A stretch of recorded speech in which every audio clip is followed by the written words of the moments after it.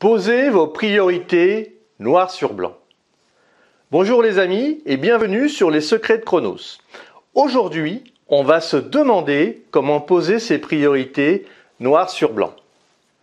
Dans le monde dans lequel nous vivons, il devient essentiel de savoir choisir.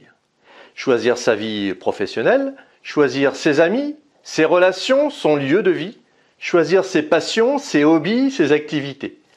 Heureusement, nous avons la liberté de choix avec le libre arbitre. Ces choix vont nourrir votre courage de passer à l'action et votre motivation. Il est clair que l'on est forcément motivé par quelque chose que nous avons envie de faire, que nous avons choisi de faire. Et plus on est impacté, plus on développe des trésors d'imagination pour mener à bien son projet. A contrario, le manque de motivation nous conduit à procrastiner, à remettre sans cesse le moment d'avancer. Et c'est pour ça que votre motivation va vous permettre de réaliser vos priorités. La motivation, c'est votre carburant pour avancer.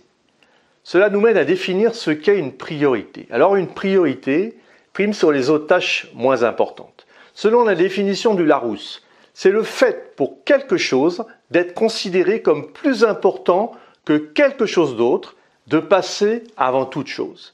C'est ça une priorité. Un choix de l'importance en fonction de vos objectifs de vie. Pour déterminer ces priorités, il est nécessaire de se poser, de prendre le temps de la réflexion. Une priorité ne se définit pas dans l'urgence. Il faut peser le pour et le contre. Mais ne confondez pas priorité, qui doit avoir un impact majeur dans votre vie, et préférence. Posez-vous les questions essentielles. Quel est mon pourquoi ? Puis, qu'est-ce que cette priorité va m'apporter ? Une priorité, c'est quelque chose qui va changer le cours de votre existence. C'est pour ça qu'il est important de hiérarchiser ces priorités et d'identifier celle sur laquelle on va diriger notre énergie pour aller jusqu'à la réalisation de l'objectif fixé. Votre vie personnelle, votre intégrité et votre tranquillité d'esprit devraient toujours être en haut de la liste de vos priorités. En effet, si vous n'êtes pas en sécurité, ou à peu près serein, il vous sera difficile de vous intéresser à autre chose. D'ailleurs, la pyramide de Maslow nous rappelle la hiérarchie de nos besoins.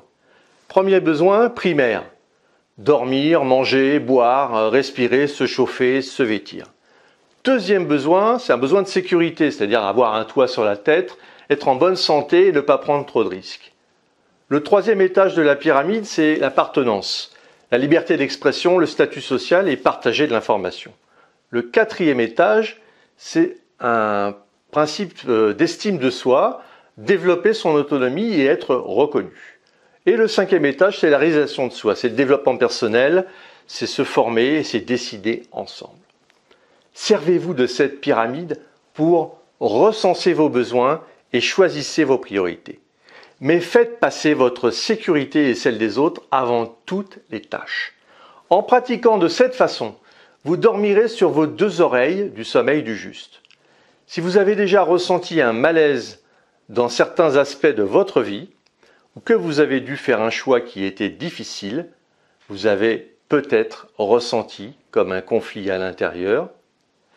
Alors, lorsqu'on se sent tiraillé dans un sens ou dans un autre, on ne sait plus quelle direction prendre. Fondamentalement, cette direction est donnée par vos valeurs.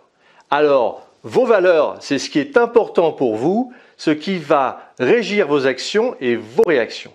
Et c'est pourquoi vous devez vous lever le matin.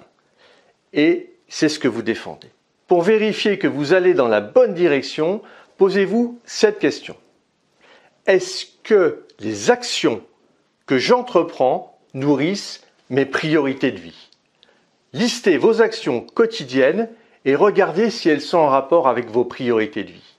Si ce n'est pas le cas, repartez de l'objectif concernant votre priorité pour établir un plan d'action, puis mettez en place les étapes et les jalons et segmentez les tâches à accomplir pour un découpage réalisable.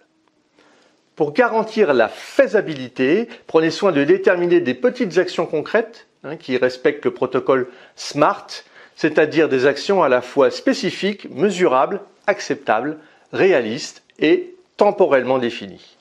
Ensuite, il vous suffira de suivre votre plan d'action régulièrement, par exemple de façon hebdomadaire, pour vérifier si votre priorité n'a pas évolué et mettre à jour votre plan d'action par rapport à votre objectif. Si vous voulez aller plus loin et pour vous remercier d'avoir pris un peu de votre temps, j'ai mis à votre disposition 1 heure de formation sur le fonctionnement de votre cerveau et la préparation mentale.